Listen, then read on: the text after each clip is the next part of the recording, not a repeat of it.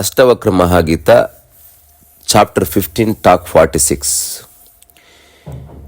So ఈ చాప్టర్లో అష్టవక్రుడు ఇంతకుముందు జనకుడికి ఏం చెప్పాడో అదే చెప్తున్నాడు. జనకుడికి తెలిసిందే చెప్తున్నాడు, తెలిసిందే పదే పదే చెప్పుకుంటున్నారు. ఇప్పుడు ఒక చిన్న ఎగ్జాంపుల్, వర్టికల్ లెర్నింగ్ లేదా vertical understanding and horizontal understanding. Vertical understanding అంటే ఒకటే విషయాన్ని తిరిగి తిరిగి చూడడం. హారిజంటల్ అంటే కోతిలాగా చెట్లను వదిలేస్తూ పోవడం. ఇప్పుడు జగదీష్ చంద్రబోస్ ఉన్నాడు, ఒక సైంటిస్టు. ఒక్కొక్క చెట్టులో ఏ విధంగా ప్రాణం అని తెలుసుకోలే. ఒక చెట్టు యొక్క మూలంలోకి వెళ్ళి తెలుసుకున్నాడు. చెట్టు కూడా ప్రాణియే, అది కూడా శ్వాసిస్తుంది, అది మనలాంటి సంవేదనలు కలిగి ఉందని కనుక్కున్నాడు. కోతి కొన్ని వేల చెట్లు ఎక్కుతుంది, దుంకుతుంది, దానికి ఏం తెలియదు చెట్టు గురించి. సో అట్లనే మనిషి కొన్ని వేల పుస్తకాలు చదువుకోవచ్చు. ఇప్పుడు అమెరికా నుంచి ఎవరో ఫోన్ చేశారు, ఆ టాక్ ఇష్టం, ఏ టాక్ ఇష్టం, వాళ్ళని వింటాను, వీళ్ళని వింటాను. ఒకటే ప్రశ్న, అసలు నువ్వు ఎలా ఉన్నావు అంటే నేను ఆనందంగా లేను. హోగే ఆ బాత్ ఖతం. నువ్వు ఎంత చేశావని కాదు, ఈ క్షణం ఎట్లా ఉన్నావు అనేది ఇంపార్టెంట్. సో ఈ క్షణపు నీ మానసిక స్థితే నీ ఆధ్యాత్మిక జీవితం యొక్క కంప్లీట్ పుస్తకం. 5 ఏళ్ల క్రితం ఎక్స్పీరియన్స్ అద్భుతంగా జరిగింది, నేను ప్రాణిని కాదు, నేను జీవిని కాదు అని తెలిసింది అనుకో. ఇప్పుడు మాత్రం అవేవి లేవనుకో, అదంతా ఫేక్ ఎక్స్పీరియన్సే. ఎక్స్పీరియన్స్ అనేది ఒక సజీవమైన క్షణానికి సంబంధించింది, ఈ క్షణానికి సంబంధించింది. సో ఎక్కడో గతంలో అతీతంలో నాకు ఎక్స్పీరియన్స్ అయింది, మళ్ళీ నేను సంసారంలో పడ్డదంటే అది ఎక్స్పీరియన్స్ కాలే. మైండ్ యొక్క ఒకానొక స్థితిలో ఒక ఎలివేటెడ్ స్టేట్ని చూసావంతే. ఇప్పుడు జనకుడు అష్టావకుడు చెప్తున్నది అటువంటి స్థితుల గురించి కాదు. నేను ఒక 5 ఏళ్ల క్రితం చాలా ఎక్సలెంట్ స్పిరిచువల్ ఎక్స్పీరియన్స్ అయింది. జనకుడు అష్టావకుడు చెప్తున్నది, నేను చెప్తున్నది అది కాదు, క్షణానికి సంబంధించింది. Every minute you should experience it without experiencer, కర్త లేకుండా. సో ఒక చిన్న అనాలజీ చెప్పి ఆ తర్వాత సూత్రంలోకి పోతారు. 2 సూత్రాలు. అనాలజీ ఏంది? ఫోన్ దేనికోసం ఉంది అందరికీ తెలుసు. బ్యాంకింగ్ కోసం లేదు, టైం చూసుకోవడానికి లేదు. The very purpose of phone, నువ్వు మాట్లాడితే వాళ్ళకి వినబడాలి, అవతలి వ్యక్తి మాట్లాడితే నీకు వినబడాలి. అది ఎప్పుడో మేనిఫెస్ట్ అయింది.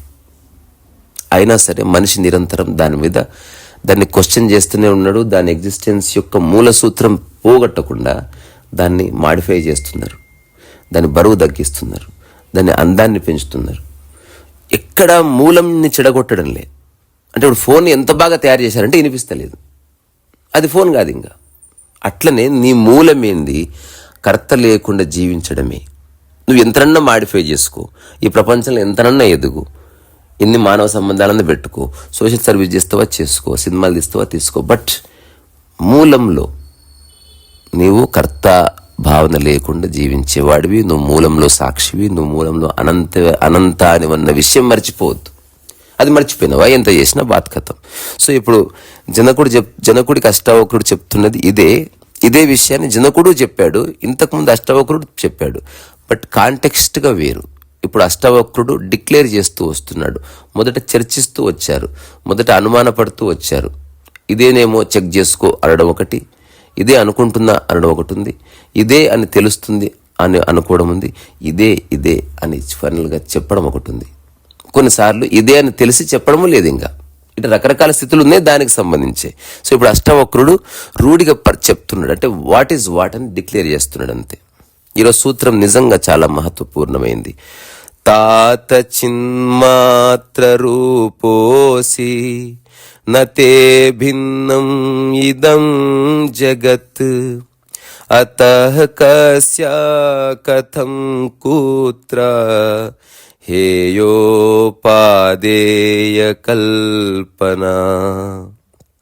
మళ్ళీ సేమ్ ఇంతకుముందు లయయోగం ఒకానొక చాప్టర్లో 5th or 6th చాప్టర్లో అష్టావకుడు చెప్పాడు, నీకున్నవన్నీ త్యాగం చేయి, తద్వారా నీవు అన్నీ వదిలేస్తే నువ్వు ఫ్రీ అయిపోతావు.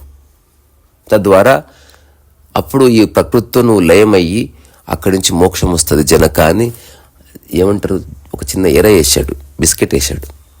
అప్పుడు జనకుడు ఏమన్నాడు, అసలు నాదంటూ ఒకటి ఉండి ఏడిస్తే కదా నేను త్యాగం చేసేది. ఇప్పుడు రాజ్యం ఉంది అనుకుంటే రాజ్యాన్ని త్యాగం చేయాలి. సో ఇప్పుడు అష్టావకుడు చెప్తున్నది ఏంటంటే, నీవు జనక నిజంగా చైతన్యమూర్తివి, నాకు రూఢి కలుగుతున్నది, ఆనందమూర్తివి, విశ్వమూర్తివి. ఒక సూత్రంలో ఏమన్నాడు, అసలు విశ్వం నీవు కాదన్నాడు. మళ్ళీ ఇప్పుడు చెప్తున్నాడు, విశ్వం నీవే. ఈ విశ్వం నీకంటే భిన్నమైంది కాదు. ఇంతకుముందు సూత్రంలో చెప్పింది, ఈ సూత్రంలో చెప్పింది విరోధాభాష్యంగా అనిపిస్తున్నప్పటికీ రెండిట్లో కామనాలిటీ ఉంది. ఇది లాజికల్గా కాకుండా విషయంగా చూసే వాళ్ళకి తెలుస్తుంది. ఊరికి తర్కించేవాడికి ఏమి అర్థం కాదు, చివరికి తర్కం మిగులుతుంది. దానివల్ల వాడు పొందిన ఈగో మిగులుతుంది, నేను గెలిచానన్న భావన మిగులుతుంది. ఇక్కడ గెలిచేది లేదు, ఓడిపోయేది లేదు. అర్థం చేసుకోవడం ఖచ్చితంగా ఉంది, దాన్ని అనుభవించడము, దాన్ని క్షణక్షణం అనుభవించడం ఖచ్చితంగా ఉంది. ఇప్పుడు అంతెందుకు, ప్రపంచంలో ఏదైనా అర్థం చేసుకున్న వాళ్ళు ఉన్నారు కదా, పోనీ మీరున్నారు కదా, కొంచెం జర చెప్పండి ఆకలి అంటే ఏందో. పేపర్ మీద just define what hunger is. పదార్థం అంటే పుస్తకం రాయొచ్చు, ఎన్ని రకాల వంటకాలు రాయాలో పుస్తకం రాయొచ్చు, ఎన్ని ఊర్లు ఉన్నాయో రాయొచ్చు. ఆకలి అంటే ఏందో పుస్తకం రాయి.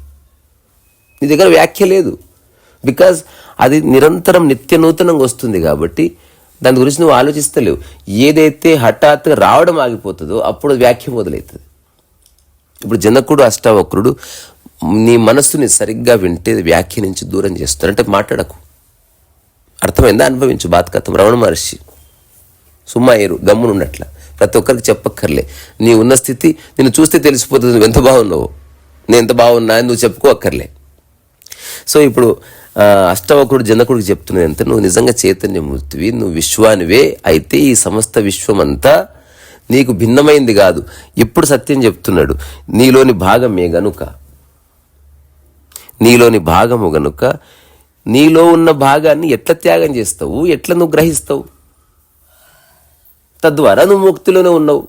సో ఒక ఫస్ట్ టైం ఏమన్నాడు, ఈ విశ్వం అనేది ఒక అద్భుతమైన రంగుల కళ, అది దాన్ని పట్టించుకోకన్నాడు. ఎట్ ద సేమ్ టైం అది నీలో భాగం కాబట్టి త్యాగం లేదు. ఏది పట్టించుకోకపోతే మోక్షం. బాగుంది ఒక సూత్రం. మళ్ళీ నెక్స్ట్ ఏం చెప్తాను, పట్టించుకోవద్దంటే దాన్ని ఇగ్నోర్ చేయమని కాదు, నీలో భాగమే, నీలో భాగము కాబట్టి నువ్వు త్యాగం చేసేది లేదు, దాని పట్ల మోహం అక్కర్లేదు. ఇప్పుడు దీన్ని అర్థం చేసుకోవాలంటే చాలా చిన్న సూత్రం ఉంది. ఏంది, ఏది నీలో భాగము దాన్ని నువ్వు త్యాగం చేయలేవు. ఇప్పుడు నీ ఎడమ చెయ్యిని త్యాగం చేయగలవా? అసలు దాని పట్ల త్యాగ భావన వస్తుందా? ఈ ప్రపంచంలో ఉన్న ఆస్తంతా నువ్వు త్యాగం చేయొచ్చు, ఈ ప్రపంచంలో బంగారం త్యాగం చేయొచ్చు, నీ కొడుకుని త్యాగం చేయొచ్చు. మాతృదేవోభవ సినిమా. నీ బాడీని ఎట్లా త్యాగం చేస్తావు? నీలో భాగం అది. సో నీలో భాగాన్ని నువ్వు గ్రహించడము లేదు, నువ్వు త్యాగము చేయడము లేదు. తద్వారా శరీరం దేహాభిమాన పాశేన అనో సూత్రం ఉంది. చిరంబద్ధో అసి పూత్రక బోధోహం జ్ఞానకంగేన చిన్ని. ఈ సూత్రం ఏంది, అసలు దేహాభిమాన పాశాన్ని వదిలే. సో నేను బోధని అన్న ఒక ఖడ్గంతో ఆ యొక్క అజ్ఞానాన్ని నరికి అవతలబడి ఫ్రీ అయిపోయి బాడీ నుంచి. ఇప్పుడు ఈ సూత్రం చూడు, దేహం ఒక్కటే నీది కాదు, ఈ సమస్త విశ్వము నీదే. కానీ అది నీలో భాగం కాబట్టి నువ్వు దాన్ని గ్రహించలేవు, త్యాగం చేయలేవు. అది దానంతకది ప్రారబ్ధ వర్షం చేత పెరుగుతుంటుంది, రంగు మారుతుంటుంది, తగ్గుతుంటుంది, సొట్టబోతుంది, మెత్తగైతుంది, గట్టిగా అవుతుంది. అదంతా నీదే, కానీ నువ్వు దాని నుంచి బాధపడేది ఏమీ లేదు. ఏది నీలో భాగమో దాన్ని నువ్వు త్యాగం చేసేది లేదు, గ్రహించేది లేదు. కాబట్టి నువ్వు మోక్షంలోనే ఉన్నావు. ఏది త్యాగం చేస్తున్నాడు మనిషి ఒక్కసారి చూడు. ఏది తనది కాదో అది త్యాగం చేస్తున్నాడు. తనదైనది ఒక్కటనిస్తున్నాడా? ఇస్తలేడు. వాడు నిజంగా అందరిని పిలిచి నేను ఒకటి త్యాగం చేయాలనుకుంటున్నా, అందరు పిలిచిన తర్వాత నేను నా అజ్ఞానాన్ని త్యాగం చేస్తున్నాడు అనుకో, అందరు చెప్పుతూ పట్టిపోతారు. నీ వద్దు, మాకు నువ్వు కూడబెట్టుకునేవి కావాలి. క్లియర్గా ఉంది సమాజం, క్లియర్గా ఉంది. సో ఒక చిన్న కథ. ఒక అక్క తన తమ్ముడిని భుజం మీద వేసుకొని పోతుంది. అదే సమయంలో 1 కిలోమీటర్ అవతల ఇంకొక వ్యక్తి పోతున్నాడు, ఒక బ్యాగ్ భుజం మీద వేసుకొని. ఇతను మాటి మాటికి ఆ బ్యాగ్ కిందకి దింపుతున్నాడు. అమ్మో, అనవసరంగా బ్యాగు పచ్చళ్ళు గిచ్చలు తెచ్చుకున్న కొండ మీదకి పోయేసరికి ఈ బరువు చాలా పెరిగిపోతుంది అనుకుంటుండగా ఈ పాప ఇతను దాటుకుని వెళ్ళిపోతుంది చక్కగా పాటలు పాడుకుంటూ. ఇతను మోస్తున్న బ్యాగ్ అంటే ఆ పాప మోస్తున్న తమ్ముడి బరువు చాలా ఎక్కువ, అయినా సరే ఆనందంగా మోస్తూ పోతుంది. ఇప్పుడు ఇతనికి హఠాత్తుగా డౌట్ వచ్చింది. పరిగెత్తుకొని వెళ్ళి అడిగాడు, నేను బ్యాగ్ మోసుకొని వస్తున్నా, నాకు చాలా బరువు అవుతుంది, నీకు తమ్ముడు బరువు అయితే లేడా అంటే అప్పుడు ఏమి చెప్తుందంట, తమ్ముడు ఏమిటండి, బరువు ఏమిటండి, తమ్ముడండి, he is part of me. So నా శరీరాన్ని మోసుకపోతే నాకు బరువు ఉంటుందా? సో ఏకాత్మ భావనలో బరువు ఎక్కడిది? సో మనిషి అనుభవిస్తున్న అంత స్ట్రెస్ కారణం నాది కాని దానికోసం నేను చేస్తున్నదే కోపాన్ని తెప్పిస్తుంది. నాది కాని దానికోసం నేను ఏదో చేస్తున్నా అంటేనే నీకు త్యాగం వస్తుంది. నాది కాని దానికోసం నేను ఏమైనా చేస్తున్నా అంటేనే నీకు ఎక్స్పెక్టేషన్ వస్తుంది. నీదైన దాని పట్ల నీకు ఏ ఎక్స్పెక్టేషన్ ఉండదు. సో నీదైన దాని పట్ల నీకు ఏ కోపం ఉండదు. ఎప్పుడన్నా మోషన్స్ అయినాయి అనుకో, ముడ్డి మీద కోపం వస్తుందా? వాత పెడతామా దానికి? అసలు నీకు బుద్ధి రావాలి బిడ్డ నీకు అసలు అని. నీదైన దాని మీద నీకు కోపం ఉండదు, ఎక్స్పెక్టేషన్ ఉండదు, ప్రేమ కూడా ఉండదు. ఒక్కొక్కసారి మెరుపు చేత, అందము చేత మోహం ఉండొచ్చు. There is no such thing called loving our own self. ఇది అంతకంటే పెద్ద అబద్ధం ఇంకోట్లేదు. అది వేరే వాళ్ళతో పోల్చుకోవడం వల్లనే వస్తుంది. ఐ లవ్ మై సెల్ఫ్ ఏంది అవుతుందే? భాష ప్రకారం చెప్తాను. ఎట్లా అని అడుగు, how do you love yourself? జవాబు లేదు దానికి. There is no such thing called loving our self. There is no such thing called blaming our own body. వేరే వాళ్ళ కాంటెక్స్ట్లో ఊరికే అనుకుంటాం అంతే. We never punish our body. దానికి ఎక్కడ గీత పడకుండా మనం చూసుకుంటాం. ఎందుకు? అందులో నీవు ఉంటున్నావు, నీ దేవాలయం అది బాగుంటే నువ్వు బాగుంటావు. సో జనకుడికి అష్టావకుడు చెప్తున్నది ఏంది? ఏది నీలో భాగమో దాన్ని నువ్వు త్యాగం చేయలేవు, నువ్వు గ్రహించలేవు. తద్వారా ఉన్నదంతా నీవే. అలాగని నీ భుజం మీద మోసుకొని తిరగవని కాకు. జస్ట్ ఏకాత్మ భావన. ఎక్కడో అమెరికాలో కొడుకున్నా నా కొడుకున్నాడు అన్న భావన. నా అన్నది ఒక్కటి అనుకోవడం వల్ల బాధ ఉంది. మొత్తం నీదనుకో. అనుకోవడమే. ఇప్పుడు ఎవరినో మొగుడు అనుకుంటున్నావు, అనుకోవడమే. సరే, తను కొన్ని చేష్టలు చేసిండొచ్చు, బెడ్రూమ్లో అటు ఇటు దొర్లిండొచ్చు, అయినా అనుకోవడమే. నిజంగా చూడు, ఒక పక్కింటి వాడికి అతనికి ఏ తేడా లేదు. జస్ట్ క్లోజ్ ప్రాక్సిమిటీలో ఉన్నాడు, ఎక్కువ మాట్లాడుకున్నారు. నీ గురించి ఆయన గురించి నీకు రహస్యాలు కొన్ని తెలుసు, అంతకు మించి ఏమీ తెలియదు. ఊరికి అనిపిస్తుంది నా వాడు అనుకుంటున్నావు అంతే. నీ కడుపు నొప్పి వస్తే తెలుస్తుంది, నీకు మోషన్ అయితే పక్కా తెలుస్తుంది ఎవరు నీ వాడు కాదని. సో ఇప్పుడు జనకుడు చెప్తున్నది ఏంది? కర్తాభావనలో కూరుకుపోయిన మనస్సుకు సాధన కావాలి. సొంతం చేసుకున్న మనస్సుకు త్యాగము కావాలి. అన్నీ వదిలేసుకోవాలనుకుంటున్న మనస్సు అహంకారపూరితమైనది. అసలు నాదంటూ ఏది కాదు, నేను కూడా లేను, లేదా ఉన్నదంతా నాదే. ఈ రెండిట్లోనూ ఆత్మజ్ఞానానికి ద్వారం ఓపెన్ అవుతుంది. ఈ రెండిట్లోనూ కర్తాభావన లేదు. ఫర్ ఎగ్జాంపుల్, అన్నీ నీవే అనుకో, ఎప్పుడు నువ్వు చెప్పుకో ఇది నాదని. ఫర్ ఎగ్జాంపుల్, ఈ హైదరాబాద్లో 2 ఇండ్లు నీకున్నాయి, తద్వారా నువ్వు చెప్పి తీరాలి 2 ఇండ్లు నావని. ఈ హైదరాబాద్లో ఉన్న 100 ఇండ్లు నీవి, అయినా చెప్పాలి 100 ఇండ్లు నావని. ఒక టైం వచ్చింది, హైదరాబాద్లో ఉన్న ఇండ్లని నువ్వే కొనుక్కున్నావు. ఇప్పుడు ఎవరికి చెప్తావు? ఇంపాసిబుల్. నువ్వు చెప్పే స్కోపే లేదు. ఉన్నదంతా నీదే అయినప్పుడు చెప్పుకోవడం ఏమి లేదు. ఎగ్జాంపుల్, మనం ఇంటికి ఎవరిని వస్తే ఉంగరం చూపిస్తాం. ఎప్పుడైనా చేయి చూపించావా? ఉంగరం నీది కాదు కాబట్టి చూపిస్తున్నావు, చెయ్యి నీది కాబట్టి చూపించవు. అబ్సల్యూట్లీ చూపించవు. అసలు ఇంతవరకు ఎవరికన్నా వచ్చి మీకు ఒకటి చూపిస్తారా అని పిర చూపి, పోనీ చెయ్యి చూపి, ముక్కు చూపి, నీదే కానీ నువ్వు ఎప్పుడు చూపిస్తలేవు. ఏది నీలో భాగమో నీకు అనిపించింది, నీది నీలో సంపూర్ణంగా భాగమైన దాన్ని నువ్వు ఎప్పుడు చూపించవు. I really love Ashtavakra Gita and I really love Ashtavakra Muni and I really like జనకుడు. కారణం ఏంది? ఎంత పిచ్చోళ్ళు అండి అసలు, నిజంగా పిచ్చోళ్ళు. అంటే ఈ ప్రపంచంలో ఏవేవి రంజింపజేస్తున్నాయో, మనిషిని ఏవేవి పరిశాన్ చేస్తున్నాయో అవన్నీ వదులుకొని ఆనందంగా బతుకుతున్నారు అనమాట. అక్కడి నుంచి నేను కూడా మాట్లాడుతున్నా. ఒక బ్యూటిఫుల్ యోగ వాసిష్టంలోని సూత్రం ఉంది. విచిత్ర వర్ణత యద్వత్ దృశ్యతే కఠినా తపే విచిత్ర శక్తిత తద్వత్ దేవేశే సద సన్మయీ. అంటే వేసవి మధ్యాహ్నంలో ఆకాశంలో అనేక రంగులు కనిపిస్తాయి, అదేవిధంగా సగుణ నిర్గుణ స్వరూపుడైన ఈశ్వరుడిలో అద్భుతంగా అనేక లీలలు దృగ్గోచరం అవుతూ ఉంటాయి. ఇప్పుడు ఒక చిన్న ప్రశ్న, మనసు లేదనుకో, జస్ట్ నీ బాడీ అంతుంది, నీ చుట్టుపక్కల వస్తువులు ఉన్నాయి, గవర్నమెంట్స్ ఉన్నాయి, బంగారం ఉంది, జలపాతాలు ఉన్నాయి, నక్షత్రాలు ఉన్నాయి, ఎవ్రీథింగ్ ఉన్నాయి, జస్ట్ నీ మైండ్ లేదు. తద్వారా దీన్ని కలిపి బ్రిడ్జ్ లేదు. సో నిన్ను బాధిస్తున్నదంతా నీ మనసే. ఆ మనసు సంపూర్ణంగా లేని కారణంగా అహంకారమైంది. మనసు లేకపోయినా అహంకారం లేదు, మనసు సంపూర్ణమైన అహంకారం లేదు.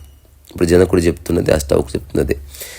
ఈ రోజుకి చివరి సూత్రం, ఏకస్మిన్ వ్యయే శాంతే చిదాకాశే మలే త్వయి కుతో జన్మ కుతో కర్మ కుతో అహంకార ఏవచ.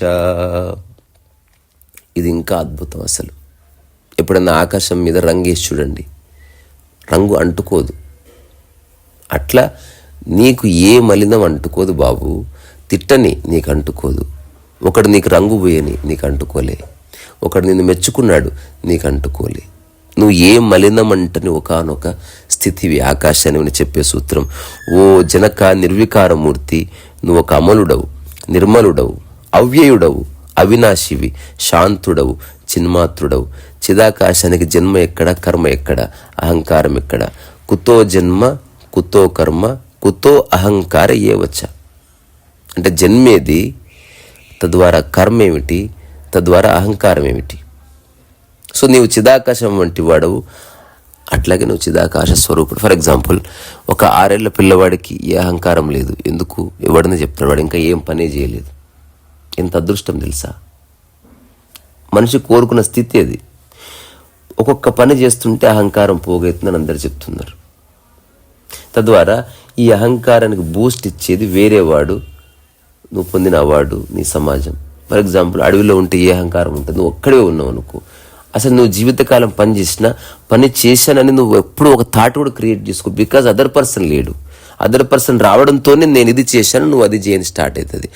జ్ఞాని తను ఎక్కడున్నా, ఎంతమంది మధ్యలో ఉన్నా, తను ఏం చేశాడో చేస్తాడు, కానీ నేను ఇది చేశానని చెప్పాడు, నువ్వు ఇది చేయమని చెప్పాడు.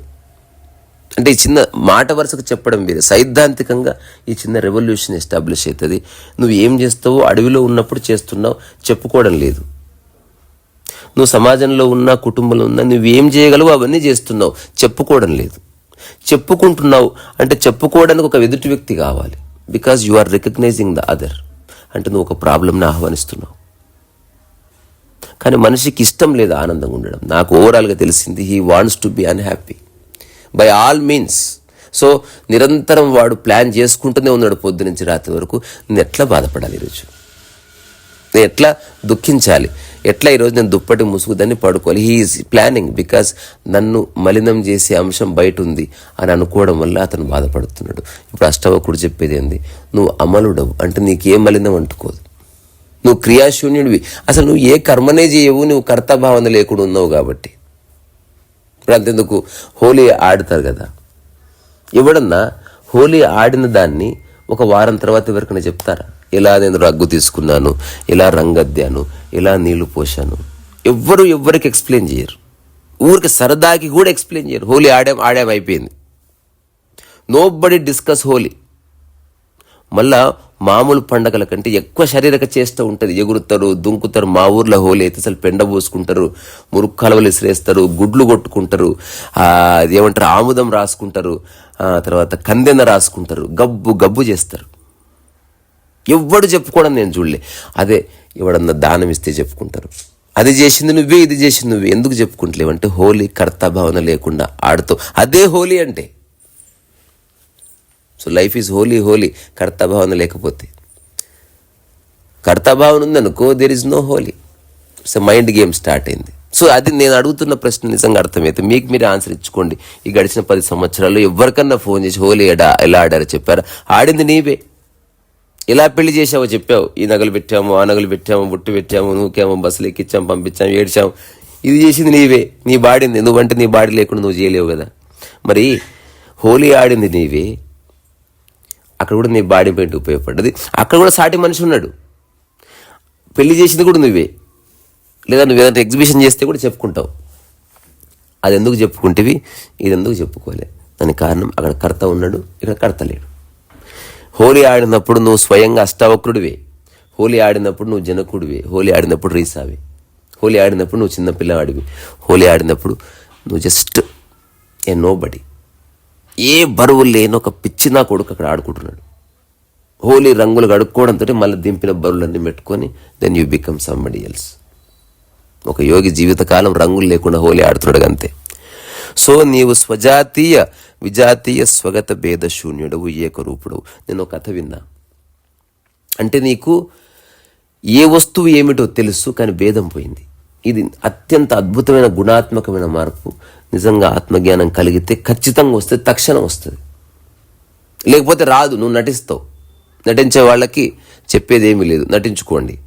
కానీ గుణాత్మకమైన మార్పు తప్పకుండా. సరే, నువ్వు సమాజంలో వేరే వాళ్ళు ఉన్నప్పుడు చేయనీయకపోవచ్చు, బట్ నీలో ఈ మార్పు కలిగినట్టు చూస్తావు. ఒక రాజు ఉన్నాడు.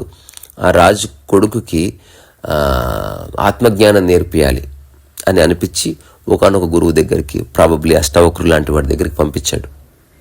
పంపించిన తర్వాత ఒక కపుల్ ఆఫ్ ఇయర్స్ తర్వాత గురువు పిల్లవాడిని తీసుకొని వచ్చాడు. సో ఆత్మజ్ఞానం అర్థమైందా లేదా ఎలా తెలుస్తుందండి అని అడుగుతాడు. ఎవరు? రాజు. అప్పుడు ఆ రాజుకి ఈ ముని చెప్తాడు, ఇదిగో ఈ కొన్ని బంగారము, కొంత రాళ్ళు, తర్వాత కొన్ని మొక్కలు, గులకరాళ్ళు, ఇవన్నీ పెట్టు. అతన్ని పిలిచి నేను చెప్పిన డైలాగ్ చెప్పు. ఇందులో అమూల్యమైన దాన్ని దాచిపెట్టు అని చెప్పు. అప్పుడు కొడుకు వస్తాడు. బేటా, నీ విద్య అయిపోయిందని తెలిసింది, నువ్వు ఆత్మజ్ఞానివని నాకు మీ గురువుగారు చెప్పారు. నాకు చాలా సంతోషం బేటా. ఏం మాట పట్టించుకోలేదు, అలా ఉన్నాడు స్థిరంగా. చిన్న పని చెప్తే చేస్తావు. తప్పకుండా పని చేయడానికి వచ్చాను, కర్త లేడు కదా. నిజమైన పని మొదలు. ఇప్పుడు కర్త పోయింది. ఈ దీంట్లో అమూల్యమైన దాన్ని కొంచెం బీరువాలో దాచిపెడతావా? అప్పుడు కొడుకు అడిగిన ప్రశ్న పరమాద్భుతమైంది అన్నట్టు. ఇందులో ఏది అమూల్యమైంది అనుకుంటుందో జర చెప్పు, అదే పెడతా. నాకన్నీ ఒకటే. ఇవన్నీ పెట్టడానికి ఈ బీరువా సరిపోదు, పెద్దది తీసుకురా. లేదా ఇవన్నీ బీరువాలనే ఉన్నాయి. ఇప్పుడు మన ఇల్లు బీరువా కదా, ఆల్రెడీ దే ఆర్ ఇన్ బీరువా. ఏది నువ్వు అమూల్యం అనుకుంటున్నావో అది నువ్వు చెప్తే కడత లేకుండా దాన్ని పెడతా. రాయని పెడతా కడత లేకుండా. బంగారం బంగారాన్ని పెడతా. ఇంతకు మించి ఏమీ లేదు. సో ఆ గురువు డ్యాన్ చేసి వెళ్ళిపోయాడు అక్కడి నుంచి. ఇంతే ఆత్మజ్ఞానం యొక్క స్థితి. నువ్వు దేనికి విలువనిస్తలేవని కాదు, నువ్వు విలువిస్తే నేను కూడా విలువిస్తా. అందుకే ఆత్మజ్ఞానం అవసరమైతే దేవుడి కాళ్ళు మొక్కుతాడు, అవసరమైతే విగ్రహానికి ఆరాధన చేస్తాడు. ఎందుకంటే నీ విలువకు అతను విలువిస్తున్నాడు కాబట్టి. తనలో కర్త లేడు, బాత్కతం. కర్త లేకుండా నువ్వు చేసినవనుకో, యూ కెన్ డూ ఎనీథింగ్. నీకేం మలినం అంటుకోదు. సో అష్టావక్రుడు జనకుడికి మొదటిసారి చెప్తున్నాడు. నిన్న మొదటిసారి చెప్పాడు శ్రద్ధ గురించి, మొదటిసారి ఇప్పుడు చెప్తున్నాడు నువ్వు మలినం అంటుకోని వాడి. మలినం అంటే వేరే వాడి థాట్ కానీ, పాపము అంటుకోదు, పుణ్యం అంటుకోదు. రెండూ మలినాలే, రెండూ వద్దు, అవసరం లేదు. సో ఇప్పుడు ఈ రెండు లేవనుకో, నీ మనసు సహజంగా సమాధి స్థితిలో ఉంటుంది. అది సజీవ సమాధి స్థితి, ఒక జడమైన సమాధి స్థితి కాదు. సో జనకుడు అష్టావక్రుడి జనకుడికి చెప్తుంది ఇంతే. ఇప్పుడు పూజ చాలా మంచి శుభకరమైన రోజు, మరి మోషన్స్ అయిన రోజు. సో అశుభకరమైన రోజు హూ ఈజ్ డిసైడింగ్? ఇది అర్థమైతే అష్టావక్ర గీత అర్థమైనట్టు. ఎవరు నిర్ణయిస్తున్నారు ఈ డే మంచిదని, ఎవరు నిర్ణయిస్తున్నారు ఈ డే చెడ్డదని? ఒకసారి ఒక ప్రొఫెసర్ లావర్ట్స్తో పాటు వెళ్ళి చెప్పాడంట, అసలు లావర్ట్స్ గారు మీరు రావాలండి బయటికి గుడిసి నుంచి, అసలు అద్భుతం అంటే. వచ్చాడు, ఏందయ్యా చెప్పు అన్నాడు. అసలు ఈరోజు సూర్యోదయం ఉందండి లావర్ట్స్ గారు, పరమాద్భుతంగా ఉంది అన్నాడంట. అప్పుడు లావర్ట్స్ చెప్పాడు, సూర్యోదయం ఎప్పుడు ఎలా ఉందో అలాగే ఉంది, ఈరోజు నువ్వు కొంచెం సైకలాజికల్గా బాగున్నట్టున్నావు. ఇప్పుడు ఒకటి కళ్ళకి అది వచ్చాయి, దాన్ని ఏమంటారు కన్నా, అది పొరలు వచ్చాయి. వాడు ఎప్పుడు ఆ పొరలు వచ్చిన సంగతి వాడికి తెలియదు, ప్రపంచానికి తెలియదు. వాడు ఎప్పుడు నల్లద్దాలు పెట్టుకుంటున్నాను అనుకో కథ కాబట్టి. ఇప్పుడు వాడు చెప్తున్నాడు అసలు ఏది, వాడు పెయింటింగ్ వేసాడు, క్లియర్గా లేదా, క్లియర్గా అంటున్నాడు. సినిమాకి వెళ్ళాడు. అసలు మంచి కెమెరా వాడాలి మీరు. అసలు ఇంత టెక్నాలజీ వచ్చిన తర్వాత కూడా అసలు ఏ షాట్ క్లియర్గా తెలియదని. ఇప్పుడు ఎదుటి వ్యక్తి వీడు చెప్పింది గంభీరంగా తీసుకొని మంచి కెమెరాలు వాడి ఏమో ఫైనల్గా తెలిసింది వీడికి కళ్ళల్లో క్లేశం ఉంది, వీడికి పొరలు వచ్చినాయి, వీడిని ఫస్ట్ ఆపరేషన్ చేసుకురండి. చేయగానే ప్రతిదీ వావ్ అంటున్నాడు. అప్పుడు తెలిసింది అన్నీ ఫస్ట్ నుంచి వావుగానే ఉన్నాయి, మొట్టమొదటిసారి పొరలు పోవడంతో నీకు వావ్ అనిపిస్తుంది. ఆత్మజ్ఞానంలో యురేకా స్థితి ఇదే. అంటే ఎప్పుడు బాగానే ఉన్నాయి అన్నీ, నీవే దరిద్రుడివి బాలేవు. ఎందుకు మలినాలు అంటించుకొని తిరిగితివి. రకరకాల క్లేశాలు అంటించుకొని తిరిగితివి, ఈగోలు అంటించుకొని తిరిగితివి, నాని అనే విభజనలో తిరిగితివి, ఒకటి గొప్పది ఒకటి అల్పమైందన్న విభజనలో తిరిగితివి. ఇవన్నీ కర్త లేకుండా చేయాల్సినవి.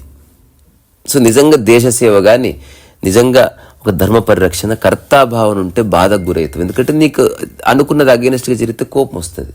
కర్తాభావన లేకుండా ఉన్నప్పుడు నువ్వు ఎదుటి వ్యక్తికి విషయాన్ని హుందాగా చెప్పొచ్చు, ఎమోషన్ కాకుండా చెప్పొచ్చు, ఎమోషన్ లేకుండా చేయొచ్చు. సో అష్టావక్రుడు చెప్పేది, జనకుడు చెప్పేది, అష్టావక్ర సంహిత యొక్క సారమంతా కొన్ని మాటలు చెప్పాల్సి వస్తే ఇంతే. ఏం జరిగినా సాక్షిగుండు, విశ్వసాక్షి సుఖీభవ్. ఏం జరిగినా సాక్షిగుండు, విశ్వసాక్షి సుఖం చెర్. నీ యొక్క సహజ స్వభావం సుఖంగా ఉండడమే. సుఖం అనేది మోహము కాదు, నీ శరీరం కోరుకునేదే సుఖము. సో నిరంతరం సుఖంగా ఉండు. తర్వాత కర్తాభావన లేకుండా ఉండు. నువ్వు కర్తవు కాదు, భోక్తవు కాదు, ఈ రెండింటికి అతీతము. అన్నిటినీ ఉపయోగించుకో, దేన్ని సొంతం చేసుకోకు. నాది అనుకోవడం వేరే, సొంతం చేసుకోవడం వేరే. సొంతం చేసుకోవడం మైండ్ యొక్క ప్రవృత్తి, నాది అనుకోవడం నీ యొక్క అవగాహన వల్ల వస్తుంది. ఈ బస్సు సీటు నాది, సొంతం చేసుకోలే బ్రదర్. నాది అనుకున్నావు, నాది అనేది తాత్కాలిక బంధం, సొంతం అనేది శాశ్వత బంధం. సొంతంలోకి ఎప్పటికీ రాకు. నా కొడుకు నా సొంతం అనుకోకు, బాధపడతావు. నా కొడుకు నా వాడు అనుకో, తాత్కాలిక సంబంధం ఉంది. ఒకరోజు నా వాడు కాదనుకో, ఏమీ కాదు. సొంతం అంటే మైండ్ గింజుకుంటుంది. సో అష్టావకుడి ప్రకారం, నా ప్రకారం సొంతం ఏమీ లేవు ఇక్కడ. అమ్మ కూడా సొంతము కాదు, నీ శరీరం కూడా సొంతము కాదు, కానీ అన్నీ నీవే. విశ్వమే నీలో భాగమైనప్పుడు అమ్మ, everybody is part of you. నీలో భాగము కాబట్టి నీలో భాగమైన దాని గురించి ఆలోచించకు, అది ఉంటుంది అంతే. వాటి యొక్క సహజ స్థితుల్లో అవి ఉన్నాయి. అందరూ నీలాగే ఉండాలనుకుని అనుకోకు. ఎవరు ఎలా ఉన్నారో అలా ఉన్నారు, నీవు ఎలా ఉన్నావో అలా ఉన్నావు. అప్పుడు కాన్ఫ్లిక్ట్ ఉండదు. సో అష్టావక్రుడు చెప్పింది నిజంగా అర్థమైతే కాన్ఫ్లిక్ట్ లెస్ లైఫ్ వస్తుంది. మిగతా అన్ని శాస్త్రాల్లో సన్యాసం ఉంది, ఎక్కడ సన్యాసమే లేదు అష్టావకుడు చెప్పిన దాంట్లో. దేని నుంచి సన్యాసం? రమణ మహర్షి అడగలే పాల్బ్రంటన్ని, లిబరేషన్ అవ్వాలనుకుంటుంది. దేని నుంచి daddy? From what you want to get liberated? ఏది బాధిస్తుంది నిన్ను? ఫస్ట్ అది నీది అవునో కాదో చెప్పు. నీది అవునే. ఇది ఒక చిన్న జోక్ చెప్పి ముగిస్తా. ఒక వ్యక్తి కారు దగ్గరకు వచ్చి ఇట్లా చేయి పెడతాడు. ఆ కారు దగ్గర ఉన్న వ్యక్తి అంటాడు, చేయిది ఫస్ట్ అంటే వేస్తే ఏమవుతుంది? చిన్న వాగ్వివాదం స్టార్ట్ అవుతుంది. అప్పుడు ఈ వ్యక్తి అంటాడు, ఎవరైతే చేయి పెట్టాడో, నీ కళ్ళ ముందే నేను కారు నాశనం చేస్తా, నీకు దమ్ముంటే చెయ్యి అనగానే ఫ్రెండ్స్ వస్తారు. ఒక నిమిషం ఉండి చేస్తాడు, చేయని, అంత పోటుగాడవాడు. చేయి, నీకు దమ్ముంటే కారు అక్కడనే కట్టే ఉంది, నేనే చూపిస్తున్నా, తీసుకొచ్చి కొట్టుదాన్ని. వీడికి ఆవేశం వచ్చేసింది. తీసుకొచ్చి కట్టి తీసుకొని పలగొట్టాడు. చూసావా ఏం చేశాను? చూశాను. ఇంకా ఆ కారును పలగొట్టుకో, ఆ కారుని పలగొట్టుకో, నా కారు అయితే కదా. అప్పుడు తెలిసింది అసలు నీది కాని దాన్ని పక్కన నిలబడ్డంతో నీకు ఫీలింగ్ వచ్చింది వీడి కారేమో అనుకొని. నువ్వు జస్ట్ ఒక్కసారి క్రాస్ చెక్ చేసుకోవాల్సిందే.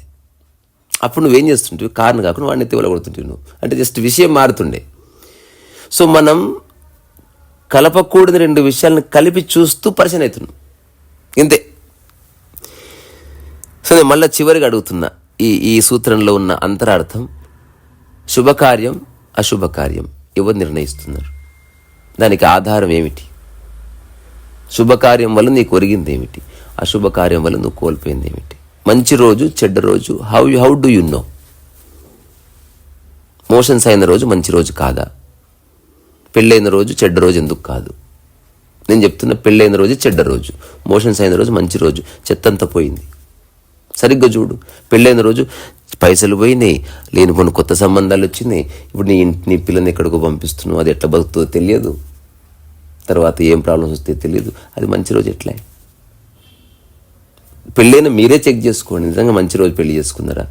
ఏమన్నా కూడా చెప్పే కదా, విప్రులెల్లరూ చేరి వెర్రి కూతలు కూసి అట్లా చేసి శుభముహూర్త మంచు ముండెట్లు మోసరా విశ్వదాభిరామ విందురవేమ అన్నాడు. సరే, అందరు కలిసి శాస్త్రోక్తంగా ముహూర్తం పెట్టి ఇంత మంచిగా చేస్తే మరి మొగుడెట్లా తెచ్చిపోయాయి? వాళ్ళకి ప్రశాంతత లేకుండా ఎందుకు పోయాయి? లైఫ్ అంతా పేచీలు ఎందుకు వచ్చి? ముహూర్తం బాగాలేదా? లేదా ముహూర్తం చూడడం రాదా? లేదా ముహూర్తమే లేదా? నేను చెప్తున్నా, ఏ ముహూర్తం లేదు. నీ మనసు బాగుంటే మంచి లేదు, చెడు లేదు. ఉన్నదేదో ఉన్నది. అంతే. అట్లా మీరు ఉండండి, అట్లా నేనుంటున్నా, అట్లా అందరినీ ఉండనివ్వండి. ఇదే జీవితం యొక్క మూల సూత్రం. ఈ తర్వాత ఇంకొక కొన్ని సూత్రాలు ఉన్నాయి ఈ చాప్టర్లో, అవన్నీ రేపు పూర్తి చేసుకుంటాం. రేపటితో chapter 15 comes to an end. 15 chapters అయిపోయినాయి. రెండోది, ఇంకొక ముఖ్యమైన మాట నేను ఖచ్చితంగా చెప్పాలి. అష్టావక్రగీత చెప్పినప్పుడు ఎంతమంది వింటున్నారు అన్నది ఇర్రెలవెంట్. వినే ఒక్కరు వినడం అనేది రిలవెంట్. రెండోది, ఊరికే విని మెచ్చుకోవడం అక్కర్లే. అందులో ఒక్కటన్నా పట్టుకో, దాన్ని ఒక కపుల్ ఆఫ్ డేస్ చూడు, దాని యొక్క ఇంపాక్ట్ ఏమిటనేది. అండ్ తప్పకుండా బెనిఫిట్ ఉంది, ప్రకృతిపరమైన బెనిఫిట్. అది మ్యూచువల్ ఫండ్స్ లాంటి బెనిఫిట్ కాదు, but there is benefit. So అష్టావక్రుడు జనకుడికి చెప్తున్నది మాటికి ఇంతే. అన్నిటి పట్ల ఊరికి అట్లా ఉండిపో. నీకేం మలినం అంటుకోవు, నీకు జన్మ వికారాలు లేవు, నీకు కర్త కృత్యాలు లేవు, అహంకారం లేదు. ఎందుకంటే కర్త లేకుండా అహంకారం రాదు. హోలీ ఎగ్జాంపుల్కి దయచేసి ఆన్సర్ ఇచ్చుకోండి. ఎందుకు మీరు వేరే వాళ్ళకి చెప్పరు? ఫోటోలు తీసి పెట్టుకుంటారు అంతే, ఫోటోలు ఉన్నాయి కాబట్టి. కానీ మనం ఎప్పుడు చూసుకోం. ఎప్పుడన్నా హోలీ ఫోటో ఎప్పుడన్నా మీరు డీపీలో ఒకరోజు పెట్టుకుంటారు, కానీ హోలీ ఫోటో పెళ్లి చూపులకు పంపిస్తారా? బికాజ్ రియల్ పర్సన్ కనిపిస్తలేడు కాబట్టి దాని పట్ల మనకు ఆసక్తి ఉండదు. సో హోలీ మనం ఆడినప్పుడు కర్తాభావన లేకుండా మీరు నిజంగా చేసే గమ్మత్తైన చేష్ట హోలీ. ఇది వేరే మతం వాళ్ళకి తెలియదు. అసలు భారతీయ సాంప్రదాయంలో అసలు అహంకార శూన్యత వైపు తీసుకెళ్లేటువంటి ప్రయోగాలు ప్రపంచంలో ఏ ధర్మము చేయలేదు. సనాతన ధర్మానికి మించింది లేదు. సనాతన ధర్మం అంటే ఇప్పుడు టీవీలో వచ్చేది కాదు, ఎవడు క్రియేట్ చేయనిది, మనిషి యొక్క సహజ స్ఫురణలో నుంచి వచ్చింది సనాతన ధర్మం. అది దాని గురించి ఒక పుస్తకమే రాయొచ్చు. నా జీవితంలో తప్పకుండా రాస్తా రీసరస్ వయసు.